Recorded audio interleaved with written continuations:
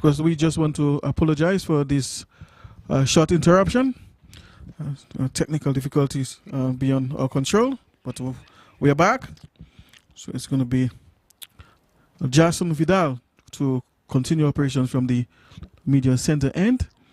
And he's, of course, bowling to Tyreek Edwards, the captain.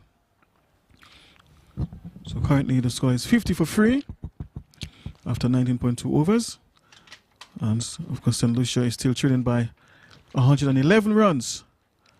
And they are going at a current run rate of 2.59 runs per over.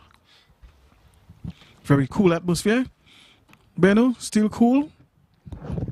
Yes, Compton, and you see Jason Vidal just probing in around the off-stamp area there. And you see Tariq Edwards not taking any chances, just smothering the spin, got an inside edge bowling on the outside and no run. There you see him just coming back a bit and just dropping the ball in front of him on the offside. And seems there is like a cat and mouse game there between Tariq Edwards and Jason Vidal. Certainly, Beno. Of course, Vidal is trying to outfox Tariq Edwards there with his variation. And hopefully lure him into a false shot, as it were. Yes, and so they're locked in battle there against each other, as you see. Jason, and it's a beauty of a ball there. Ball pitching on off stump and turning away slightly, beating the outside edge there of young Tariq and taken by the wicketkeeper who took the bails, but no harm done. Yes, indeed. On that last particular delivery there, he was comprehensively beaten there. All ends up.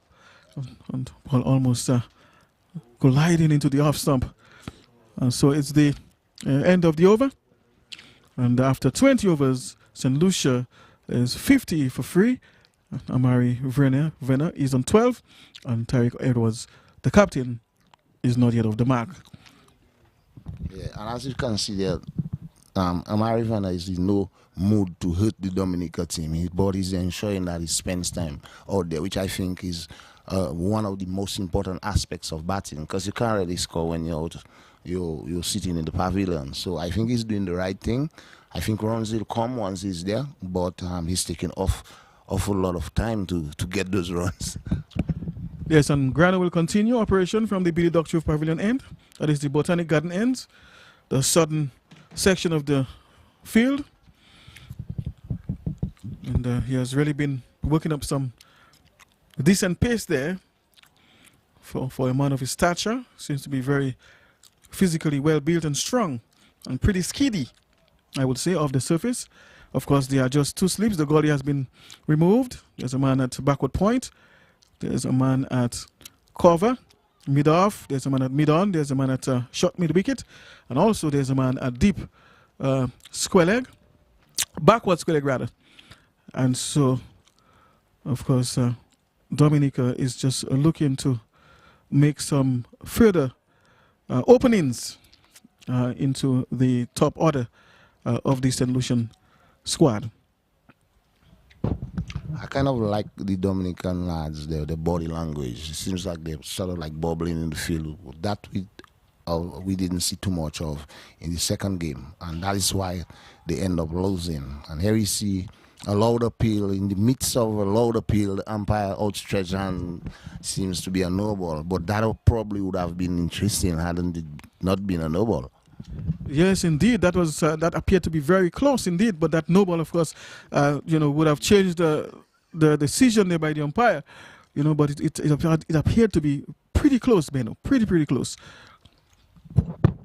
Yes, certainly, and I think all the guys were up, and they just had to, abort the appeal once the outstretched right hand of the umpire came, and lucky for Venner, I would think. Of course, Grano. And again, there's an appeal for leg before, but this one, of course, appears to be drifting down the leg side, well up delivery.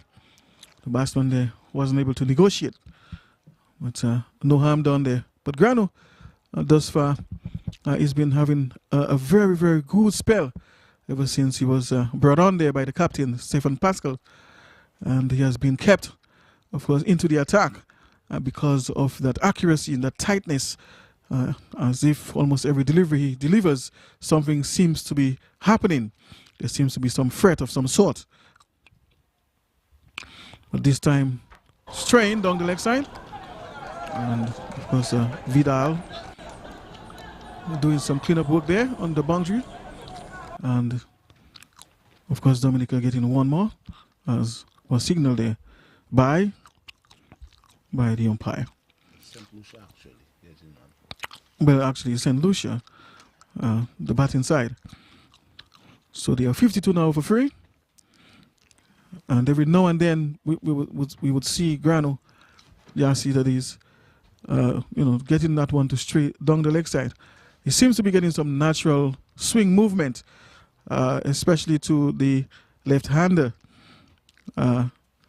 So it seems as if he has to make a special effort to control that ball and keep it on about the off stump if it is to have more effect, and if he's to avoid bowling down the leg side. Like currently he's bowling to a right-hander, Beno.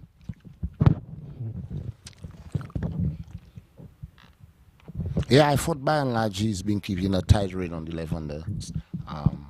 But you can see the plan. He's bowling outside the off stump, and then he tends at some particular time of the over, he tends to look for the kill.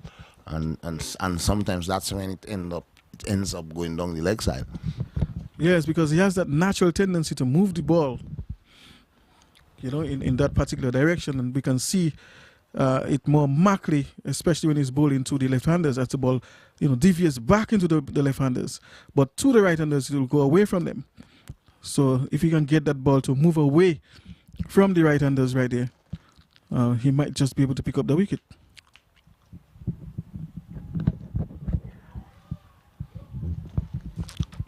Yeah, there we saw another no ball signal by the umpire. Young Yasi Granos encroaching on areas that doesn't really belong to him, and the umpire is having none of it at all, signaling another no ball here.